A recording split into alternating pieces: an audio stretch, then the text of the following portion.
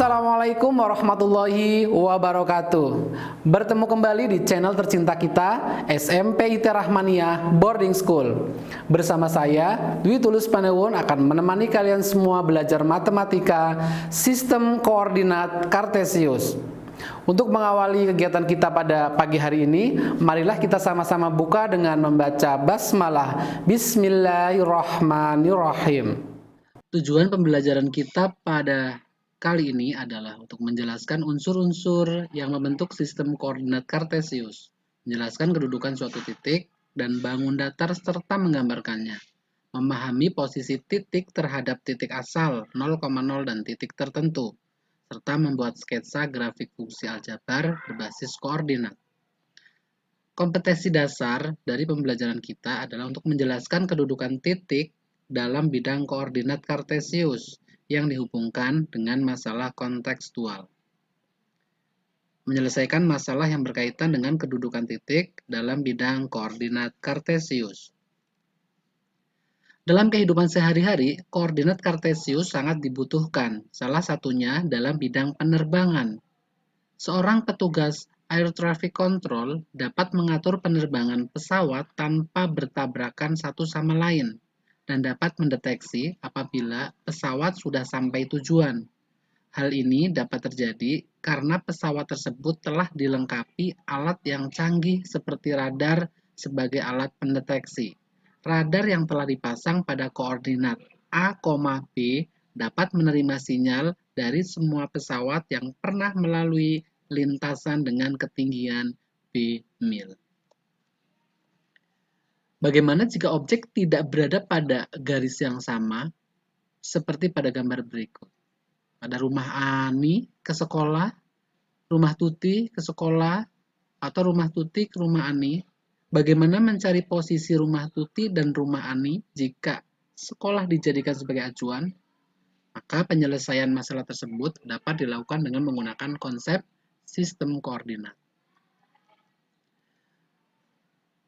Pada sistem koordinat terdapat titik awal yang disebut sebagai titik 0,0 yang berada di pusat. Terdapat dua garis yang tegak lurus saling berpotongan di titik. Ini sumbu X dan ini sumbu Y. Garis pertama biasanya digambarkan mendatar yang disebut sebagai sumbu X, dan garis kedua tegak lurus terhadap garis yang pertama disebut sebagai sumbu Y. Ini adalah sumbu Y yang ke atas dan ke bawah, yang ke samping kanan dan samping kiri disebut sumbu X. Contoh, perhatikan gambar di samping. Jelaskan posisi titik A dalam sistem koordinat.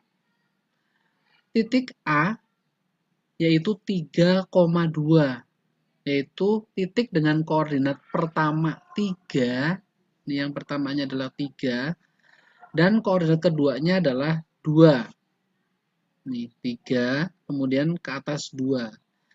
Titik ini berjarak 3 satuan dari sumbu Y. Dan berjarak 2 satuan terhadap sumbu X.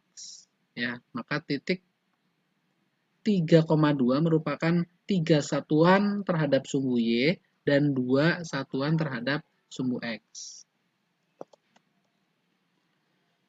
Masalah yang berkaitan dengan sistem koordinat kartesius. Jika minimal 3 titik berbeda diketahui koordinatnya pada koordinat kartesius dan saling dihubungkan, maka akan didapatkan bentuk bangun tertentu. Contoh, ada sebuah 3 titik, titik A, titik B, dan titik C. Titik A 0,0, titik B 5,0, dan titik C adalah 4,3. Tentukan luas segitiga tersebut. Oke, lihat gambar. Titik A, nih titik A adalah 0,0. Kemudian titik B yaitu 5,0. Titik C adalah 4,3. Titik-titik tersebut dihubungkan.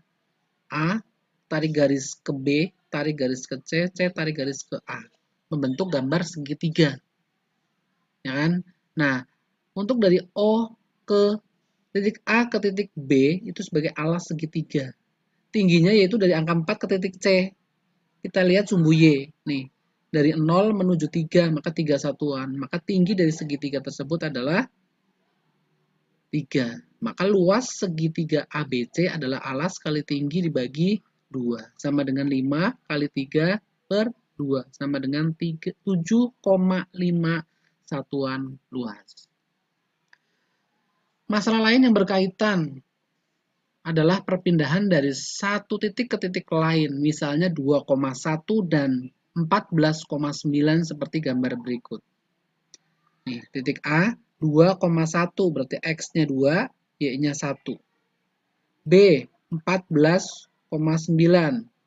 X-nya atau ke kanan 14, Y-nya ke atas 9. Agar objek dapat berpindah posisi dari A ke B, maka objek harus bergerak mendatar atau horizontal ke kanan sejauh 12. 12 dapat dari mana?